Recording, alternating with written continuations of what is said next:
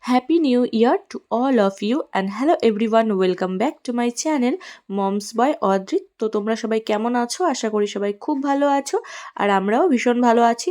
আর এই নতুন বছরটা তোমরা সবাই কে কেমন করে উদযাপন করলে সেটা কিন্তু আমাকে অবশ্যই কমেন্ট করে জানাতে পারো। তো যাই হোক, তো দেখো আমরা কোথায় এসেছি। তো ফার্স্টে আমরা ভেবেছিলাম যে অন্য কোথাও যাব। অনেক দিন ধরেই সেই প্ল্যানটা চলছিল যে ওখানে যাব, টিকিটটা নিতে গিয়েও নিচ্ছিলাম না। তো যাই হোক, লাস্টের দিকে না কি মনে হলো, তারপর ওটা ক্যান্সেল করে দিলাম যে না থাক, ওখানে যাব না। তারপর ভাবলাম যে তাহলে বাড়িতে যাই, অনেক দিন যাচ্ছি না। তো আমি আর শোনা আমার বাবার বাড়িতে গেছিলাম। তো হট করে ওই 7টার দিকে আমার বর ফোন করে বললো যে চলো আজকে 31st নাইট কোথাও বেরোবো না, সেটা ঠিক ভাল লাগছে না। তো তুমি তাড়াতাড়ি রেডি হয়ে নাও, আমি আসছি। তো আমি তারপরে তাড়াতাড়ি করে রেডি হয়ে গেলাম। তো তারপর ওই 8টা 5-10-এর সময় তারপর ও গেল। তারপর আমরা দুজনা বেরিয়ে পড়লাম। তো কোথায় যাব ভাবতে ভাবতে চলে এসেছিলাম এই যে ভোজবাড়িতে। তো তোমরা আগেও দেখেছো ভোজবাড়ির ভিডিও।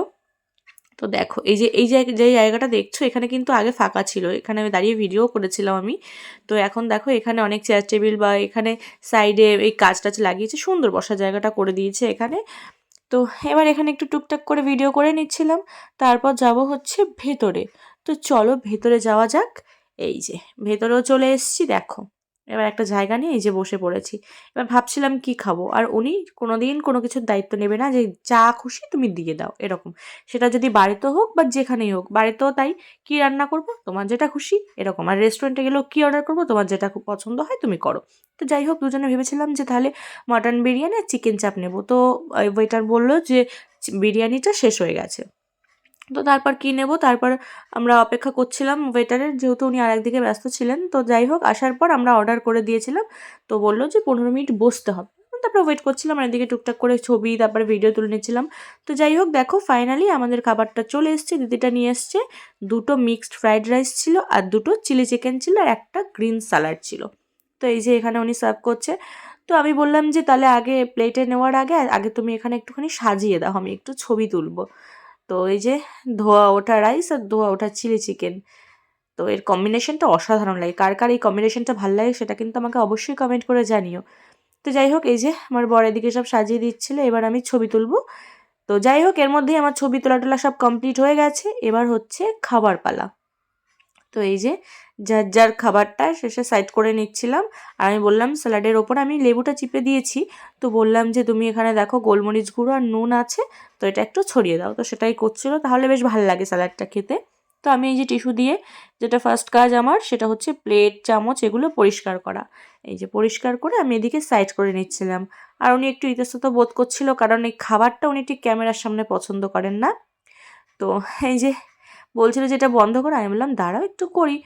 তো বলল যে যখন আমি তারপরে যখন বন্ধ করে দিলাম বলল যে শান্তি পেলাম। আমি বললাম ঠিক আছে, তাহলে শান্তি দেওয়ার জন্য আর বেশিক্ষণ করতে পারিনি। এ দেখো, আর খাবারটা ছিল অসাধারণ।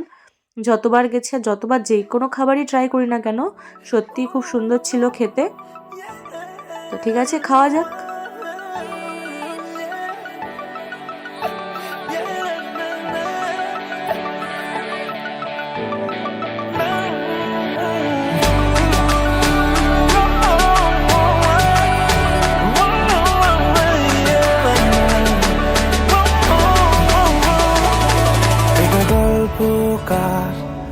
দেখো লিখছে কে ভুলে খাওয়া দাওয়া এদিকে কমপ্লিট।